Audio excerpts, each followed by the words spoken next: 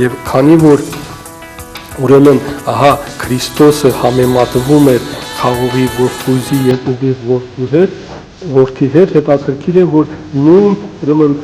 իմաստաբանությունն են ձեր դերում նաեւ, ասենք, հայ մարտիրոսները։ Դա քաջ հայտնի է, որ հռիփսիմյան կույսերը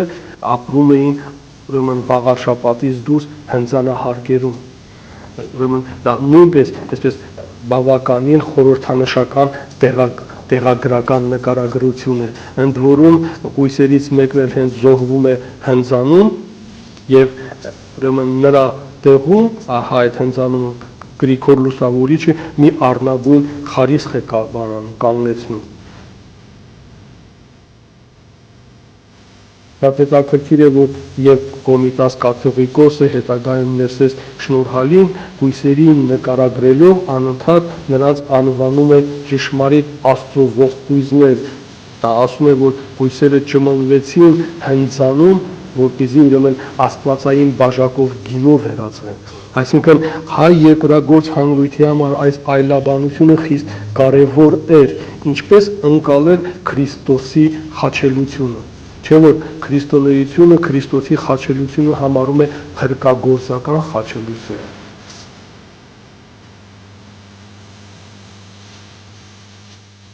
Քրիստոսի ուրեմն խաչելությունը համեմատվում էր խաղողի ճզման հետ, ինչպես որ խաղողը հնձանում ճզմելով դառնում է աստվածային հեղուկ կամ կենարար հեղուկ, այնպես էլ Քրիստոսը իր արյունը թափեց փրկելու մերձագործ մարդկությանը։ Այս գաղափարը այնքան տարածվեց, որ վաղ միջնադարյան ուրեմն շատ հորինվածքներում մենք տեսնում ենք, որ խաչը անպայման հանդես է գալիս ուրեմն խաղողի որդերով շրջապատված կամ նռան պտուղներով շրջապատված, միջալոց նռան պտուղներ փոխարինում է, քանի որ նույն ձևի նռան պտուղից են ստանում կարմիր գինի։ Եվ ահա այս տեսակետից վաղ միջնադարյան ուրեմն թե բանաստեղծը, թե ճարտարապետը, թե քարգոծ վարչետը, թե փիլիսոփան խոսում են նույն այգային լեզվով, իրենց հոտին, հասարակ համայնականին Քրիստոսի այդ փրկագործական խաչելությունը բացատրում, նկարագրում եւ պատկերում են այգային լեզվում։ Եվ դրան զուգահեռ ահա ուրարտական ավանդույթից բխող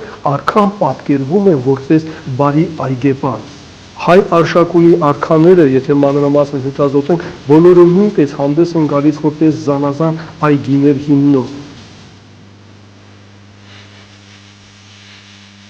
Նույնիսկ Շամիրամը, որը նվաճելով Հայաստանը իբր թե հանդես է գալիս Հայաստանի թագուհի, անպայմանորեն վանում մեծ այգեստաններ է գցում։ Այգին դա արքայի քաղաքականությունն է, նրա քաղաքականության մոդելն էր։ Նա սարքում էր այգի եւ ամբողջ ժողովուրդը, նախարարները, շինականները պետք է հետևեն այդ մոդելին։ Եվ ահա սա է ամենահիմնարարը, որ այգին դարձնում էր այդպիսին։ Եվ այս տեսակետից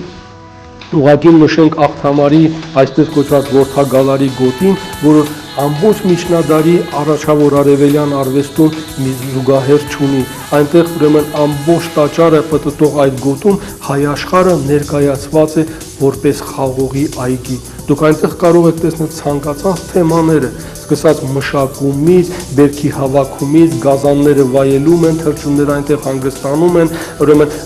քահանան իր աղոթքն է մրմնջում, երիտասարդները կողի են ամենը։ Այնտեղ կա նաև հնձանը, որտեղ գինի է ստացվում խաղողից եւ ի վերջո Գագիկ արքան նստած իր այգու տակ, ձերքին ուրեմն անմահական հեղուկով լցված թասը, մյուս ձերքով նա խաղող է փոխում, այսինքն արքան որպես բարի այգեպան։ Սա մի հիմնարար ուրեմն հայկական գաղափարաբանություն է, որ շատ երկար ուրեմն գոյատևեց եւ հնարավորություն տվեց նաեւ այսպես նույնիսկ դրախտը սկսել պատկերել որպես խաղող։ Դա նույնպես շատ ուշագրավ է։ Քանի որ ուրեմն մարդկային մեղքի պատճառով մարդիկ կորցրեցին դրախտի այգին, ապա այս ֆոնի վրա իսկ Քրիստոսը ընդհակառակը բերեց մեղքերին թողություն, Ադամը կերպավորվեց որպես ուրեմն առաջին եւ անհմուտ այգեգործ, իսկ Քրիստոսը որպես ճշմարիտ եւ վերջին այգեգործ։ կամ վերին այգեգործ։ Ինչու վերին այգեգործ, որովհետև ուրեմն ընդհանրական պատկերացումների համաձայն Միջնադարյան նույնիսկ արդար դատաստանը, որ տեղի է ունենալու ժամանակների վերջում, նմանվելու է այգեկութի, մարդկային հոգիները նմանվելու են խաղողի, հրեշտակները հավաքելու են այդ խաղողը, լցնելու են աստվածային հնձանը եւ նոր ինչպիսի գինի որ ստացվի, փաստորեն այդպիսին էլ պետք է լինի այդ մարդու դատավիճիրը եւ հետաքրքիր է, որ մենք ունենք մանրանկարներ, որոնք հենց այսպես էլ պատկերում են վերջին դատաստանը։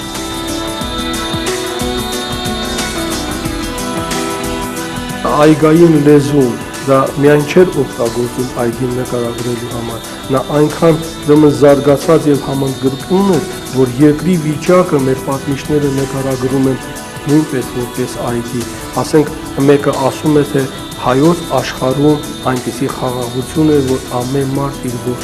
որդի շվաքում էր ննջում, կամ ընդհակառակը սելջուկների հարձակումը 16-ին նկարագրում այսպես, այլևս չեն լսում հայոց աշխարհում այգեպութի երգերը եւ ոչ էլ հնձաններում է կողվում խաղողը, կամ ասենք բանաստեղծը իր սիրեցյալին գովերգում է նորից այգային լեզու, ինչպես ասենք Նահապետ Քուչակը, որը իր սիրուհուն այսպես է դիմում, քո ծոցը Ադամի դրախտ, մտնեի խնձոր քաղեի, քո գույնով գինի լիներ, խմեի եւ արփենայի եւ այլն։ Նույնիսկ Հովհան Օձնեցու 8-րդ դարի հայտնի կաթողիկոս ու փիլիսոփայի մահը վարքագիր այսպես է նկարագրում, ինչպես որ խաղողն է հասունանում թփի վրա եւ տեղափոխվում հնձան, այնպես էլ արդար Աստծո մարդը հանգեց եւ տեղափոխվեց գերեզման։ Եվ այս տեսակետից իհարկե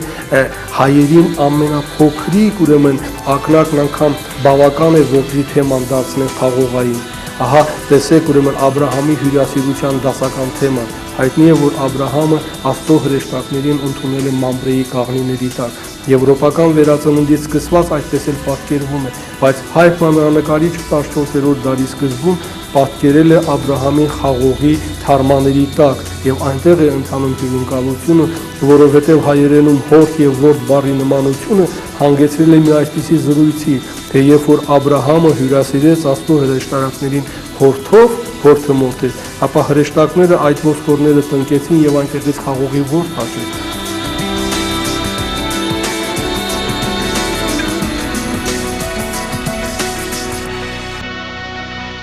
Ազգային սիմվոլները իրականացնում են եւս մի շատ կարևոր գործառույթ,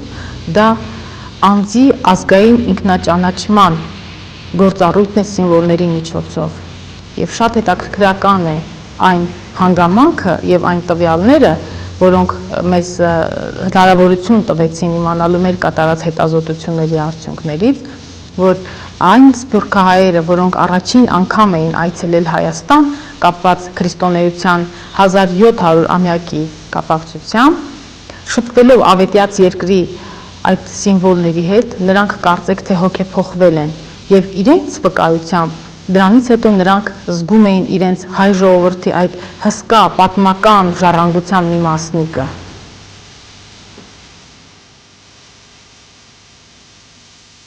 Հայերը ունեին մի շատ հին եւ ուշագրավ պատմություն առաջին այգու եւ առաջին այգեպանի մասին։ Ասում են, թե այդ այգին գտնվել է Մասիսի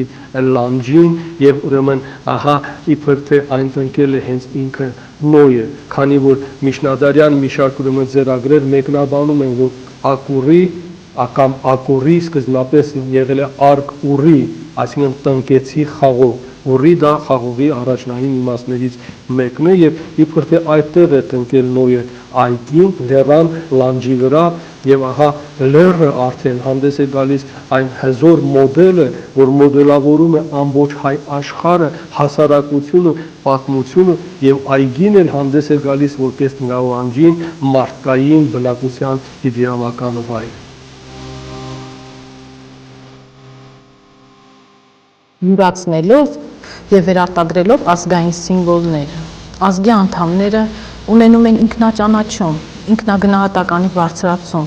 Նրանք զերծ են մնում ամեն կարգի, թերարժեքության բարդություններից եւ այն ստերեոտիպերից, որոնք վերագրվել են կոնկրետ հայ ազգի վրա։ Եվ այս դեպքում միանշանակորեն կարելի է ասել, որ ազգային սիմվոլները թույլ են տալիս ազգի անդամներին բացահայտելու թե ով են եղել, որտեղից են գալիս եւ ուր են գնում։